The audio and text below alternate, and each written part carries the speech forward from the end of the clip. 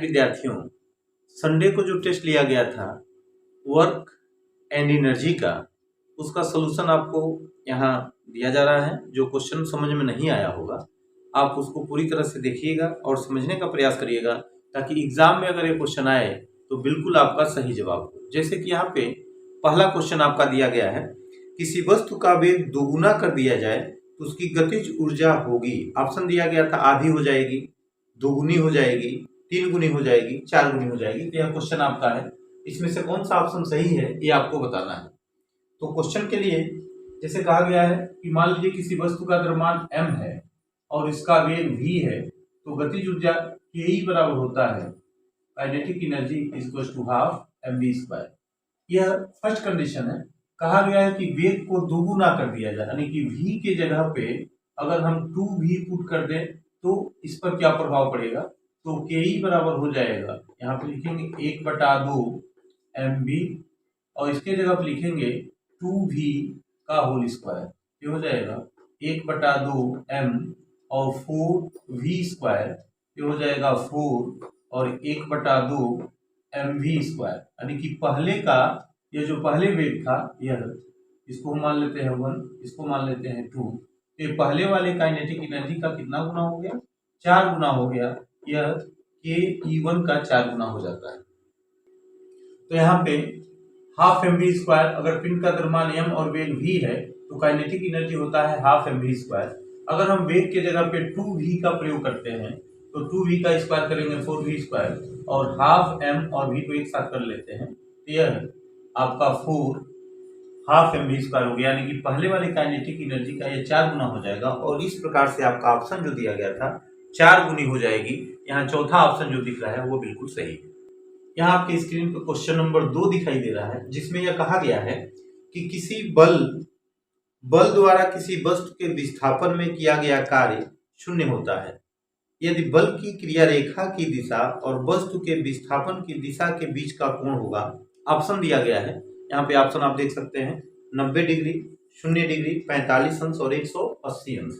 तो आपको बल F बराबर बताया गया है F.F और इनके बीच का अगर कोण, क्योंकि अगर यह बल की दिशा में विस्थापन नहीं होता है, मान लीजिए इस दिशा में विस्थापन होता, बल F लगाया गया, विस्थापन भी इस दिशा में न होकर के इस दिशा में होता है, अगर इनके बीच का जो कोण होता है थीटा, इसके लिए हम यहाँ लिखते हैं cos थीटा और cos की वैल्यू ये 0 होती है जब F.S और cos 90 अंश हो जाए, तो 90 अंश का मान 0 होता है। तो यहाँ पे जो वैल्यू आएगी थीटा की वो 90 अंश होगी, यानी कि F और S के बीच का जो कोण होगा यहाँ पे ये 90 अंश होगा, तभी जाकर के कार्य और विस्थापन का गुणनफल शून्य होता है। तो इस प्रकार से आपका 90 अंश सही है। लेकिन 9th के बच्चों को यह cos थीटा भी समझ में नहीं आएगा, तो हम सीधे यह लिख सकते हैं कि W बराबर F/S। अगर फोर्स इस दिशा में है और विस्थापन इसके लंबवत है और इनके बीच का कोण अगर 90 अंश का है तो किया गया कार्य शून्य होता है। तो आप 90 अंश वाला ऑप्शन सही किए हैं, तो आपका सही जवाब। क्वेश्चन नंबर 3 आपके स्क्रीन पर दिख रहा है कि गुरुत्वीय स्थितिज ऊर्जा का व्यंजक होता है। आपको बताया गया था कि गुरुत्वीय स्थितिज ऊर्जा पोटेंशियल एनर्जी के लिए फॉर्मूला बताया गया था mgh। तो इसमें जो फर्स्ट ऑप्शन आपको दिया गया है vdg गलत है, mgv ये भी गलत है, mdh ये भी गलत है और लास्ट ऑप्शन दिया गया है mgh। तो यह ऑप्शन सही है, जहां m क्या है, द्रव्यमान है, m को हम द्रव्यमान कहते हैं, द्रव्यमान है, g गुरुत्वीय त्वरण है, गुरुत्वीय त्वरण है और h का मान यहाँ पे ऊंचाई मीटर में दिया गया है, मीटर में ऊंचाई है। तो इस तरह से पोटेंशियल एनर्जी के लिए सूत्र जो गुरुत्वीय स्थितिज ऊर्जा है उसका व्यंजक हो जाएगा mgh। चौथा क्वेश्चन आपके स्क्रीन पे है, इसमें लिखा गया है किसी पिंड की गतिज ऊर्जा का व्यंजक लिखिए। तो पिंड की गतिज ऊर्जा का व्यंजक अभी इसके पहले वाले क्वेश्चन में भी आया था, काइनेटिक एनर्जी इक्वल्स टू होता है हाफ mv²। और इसमें जो ऑप्शन आपको दिया गया है v²/2m गलत है, vm ये भी गलत है, mv² ये भी गलत है। चौथा ऑप्शन यह सही है। आपने चौथे ऑप्शन को अगर टिक किया है तो बिल्कुल यह आपका सही जवाब। क्वेश्चन नंबर 5 आपके स्क्रीन पर दिखाई दे रहा है। ऋणात्मक कार्य की दशा में बल तथा विस्थापन के बीच का कोण होगा। 180 अंश दिया गया है, 90 अंश दिया गया है, 45 अंश और 0 अंश दिया गया है। अगर आपने बल लगाया है इस डायरेक्शन में और विस्थापन बिल्कुल इसके अपोजिट हो, यानी कि विस्थापन की दिशा यह है, दोनों एक दूसरे का अपोजिट है, तो उनके बीच का कोण हो जाता है 180 अंश और इस स्थिति में कार्य जो होगा वो माइनस एफएस के बराबर होता है। तो 180 अंश वाला, यानी कि आपका जो फर्स्ट ऑप्शन है वो सही है, 180। क्वेश्चन नंबर 6 आपके स्क्रीन पर दिख रहा है, अधिकतम कार्य के लिए बल तथा विस्थापन के बीच का कोण होना चाहिए। आपको बताया गया है कार्य W बराबर होता है F डॉट S और यह विस्थापन और बल के गुणनफल पर डिपेंड करता है।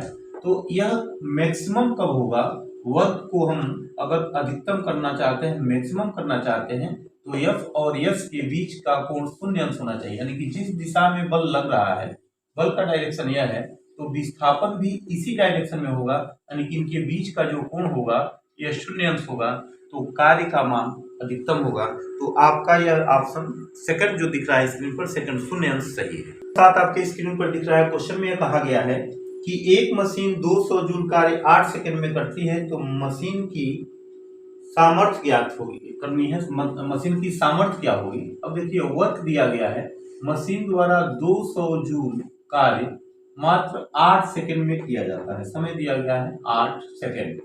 तो आपको पता है कि शक्ति या सामर्थ्य P बराबर होता है W/T।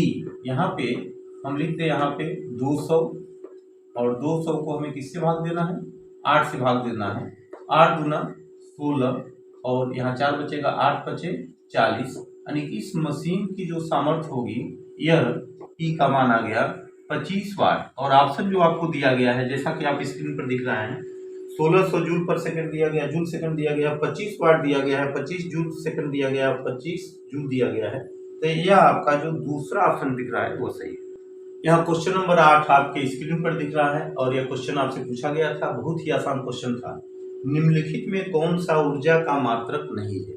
तो आपको बताया गया था कि ऊर्जा का मात्रक आपका जूल होता है, या इसको हम न्यूटन सेकेंड भी कह सकते हैं, न्यूटन मीटर भी कह सकते हैं, न्यूटन मीटर, क्योंकि W बराबर होता है F इंटू S, F का न्यूटन और S का मीटर, ये भी सही है।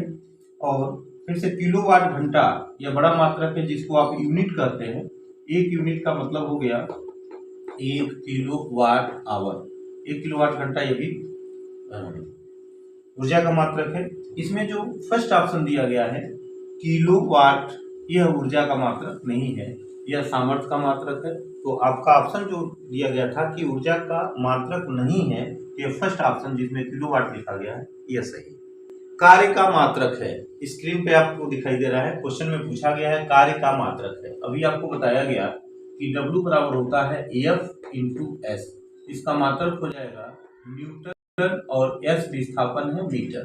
तो इस तरह से आपका पहला जो ऑप्शन दिया गया था जूल पर सेकंड, ये गलत है, न्यूटन मीटर यह सही है, जूल पर मीटर ये भी गलत है, न्यूटन क्यों दिया गया यह भी गलत है। तो आपका सेकंड ऑप्शन जो दिया गया है न्यूटन मीटर, यह सही है।